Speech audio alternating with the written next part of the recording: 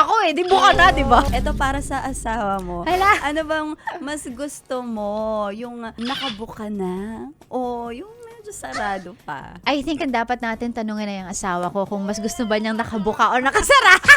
Ako, mas gusto ko yung nakabuka na. Buka na kaagad. Ay! Oh, andun na ako eh. Di buka na, di ba? Mas gusto ko yung nakabuka na. Talaga para kitang-kita mo na yung full potential. Para alam mo na Na. kung ano bang pwede pang ilagay. Para Walang ma-identify pabao. mo na agad ano gagawin natin. Oo. Ganon. Ikaw ba? Siyempre, kung ikaw gusto mo yung buka na, ako gusto ko siyempre yung medyo masarap pa yung nakaganon pa talaga. Kasi nga, kung gusto mo may full potential, ako gusto ko yung may pag-develop. Ay, ang taray! Yung gradual, no? Oo, talaga alam mo yung namumukadkad, Oo. yung makikita mo yung mamumukadkad ako.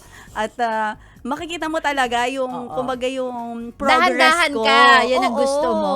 Tsaka ano Dahan-dahan talaga, ka. iba pa rin yung makikita mo yung kasikipan ko. Pero alam mo maganda talaga kapag nakabuka kasi kitang-kita mo na yung gusto mong makita. Totoo. Malayo pa lang. Target Oo. lock. Charing. Target lock na. Dahil pa Valentine's na, ano ba gusto nyo? Nakabuka o nakasara ang bulaklak? Ayan. O, diba? So, ayan. Wag niyo pong kalimutan bigyan ng bulaklak ang mga mahal niyo sa buhay. Yan. Ngayong araw ng mga patay. Ay, sorry, Valentine's pala. Sorry, Valentine's pala.